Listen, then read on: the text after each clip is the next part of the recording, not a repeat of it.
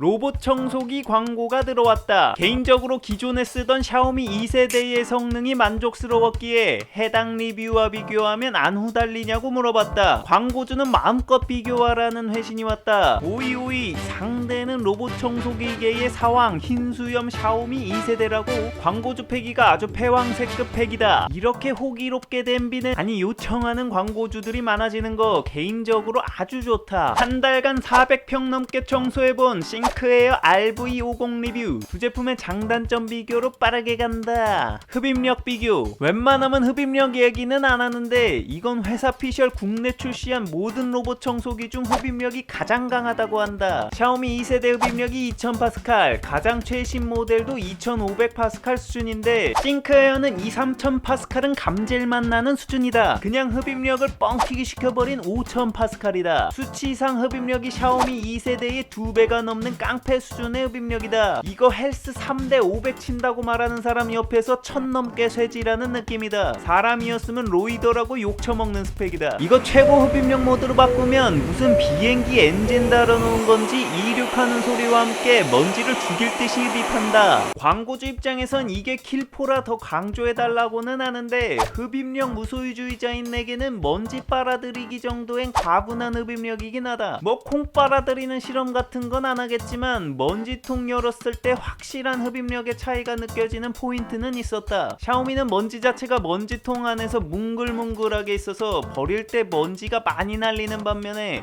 싱크에어는 흡입력이 세서인지 필터 내 먼지가 딱 달라붙어 있어 버릴 때 먼지 날림이 확실히 덜했다. 이 점은 개인적으로 가장 마음에 들었던 부분이었다. 여기에 돌아가는 사이드 브러쉬가 2개라서 샤오미보다 한 번에 조금 더 넓은 면적이 커버 가능했다. 배터리 비교. 정말 스펙 덕후들이 작심하고 만든 것 같다. 배터리가 6400mAh로 샤오미 5200mAh보다 1200mAh를 더 때려박았다. 이게 한 3-40평대에선 별 차이가 없는데 집이 넓을 때 큰 차이가 난다. 그래서 실험을 위해 50평대 건너뛰고 61평대 집을 섭외했다. 샤오미 흡입력 최강 단계, 싱크에어는 흡입력 2단계로 둘 다 동일한 2000파스칼로 흡입력을 맞췄다. 과연 결과는 샤오미는 청소 면적이 83% 정도 되었을 때 배터리 재충전이 필요했는데 싱크에어는 60평이 넘는 집을 1시간 40분 동안 다이렉트로 한 번에 청소하는 경광색급 능력을 보여줬다. 심지어 그리고 배터리가 34%나 남았다. 물론 둘 다 충전 후 재청소 기능이 탑재되어 있긴 하지만 이렇게 되면 문제가 재충전에 2시간이나 걸려서 청소를 끝내는데 시간이 5시간이나 걸려버린다. 자, 이제 싱크에어가 있으니 60평대 집만 사면 되는 건가? 소모품 비교. 회사의 첫 로봇 청소기라서 그런지 소모품을 아낌없이 퍼준다는 느낌이다. 기본 장착되어 있는 것 제외하고 물걸레와 필터를 2개씩, 사이드 브러쉬는 무려 4개를 더 주는 혜자급 구성이다. 역시 개업한 집 가면 떡 하나라도 더 얻어먹을 수 있다. 앱 비교. 기능적인 부분에선 대부분 비슷했다. 앱에서 부분 청소, 청소 금지 구역 설정 등 꼭 필요한 기능은 둘 다 있다. 다만 샤오미의 경우 고질병이기도 한데 앱 구동이 좀 불안정하다. 나도 겪고 있는 문제인데 펌웨어 업데이트하면 지도 자체가 안 떠버리는 문제 등이 발생해서 개빡치게 만든다. 오죽하면 샤오미의 펌웨어 업데이트 버튼은 누르는 거 아니라는 말까지 나올 정도다. 이건 뭐 국산이니 문제가 생겨도 능동적으로 대처해주지 않을까 싶다. 적어도 고객센터는 있으니까. 소음 비교. 소음은 같은 2000파스칼 흡입력에서 샤오미가 76dB, 싱크에어가 73dB로 큰 차이는 아니지만 싱크에어가 조금 덜 시끄러웠다. 필터 비교. 지난번 무선 청소기 리뷰 때도 필터 관련 문의가 많아서 이번 리뷰에 넣자면 샤오미 2세대는 헤파 11단계, 싱크에어는 헤파 13단계 수준이다. 참고로 숫자가 클수록 더 잘 걸러준다. 센서 및 AI 비교. 일단 메인 센서는 둘 다 가장 발전한 센서인 LDS 센서를 탑재했다. LDS 센서가 비싼데 샤오미 유저들 중 LDS 센서 고장이 났다고 이야기하는 댓글들이 좀 있었다. 툭 튀어나와서 충격을 받기 쉬운 구조 때문이기도 한데 상하 범퍼만 있던 샤오미 대비 싱크에어는 측면 범퍼도 채용해 LDS를 보호했다. 전면 및 낙하 센서 센서의 경우 샤오미는 적외선 센서를 탑재했다고 하는데 싱크에어는 비싸서 안 쓴다는 초음파 센서를 전면에 아낌없이 박아넣었다. 과연 이런 것들이 청소 시간에 얼마나 영향을 줄까? 평형별로 미친듯이 돌려보며 비교해봤다. 5평 정도의 원룸 상황에서는 거의 비슷하거나 1분 정도의 차이로 싱크에어가 빨랐다. 30평 정도의 방이 여러 개 있는 상황에서도 거의 비슷하거나 1, 2분 정도의 차이가 났다. 대부분 오차 범위 안의 수준이었다. 결과적으로 센서나 AI 차이에 따른 청소 시간에 큰 차이는 없었다. 로봇 청소기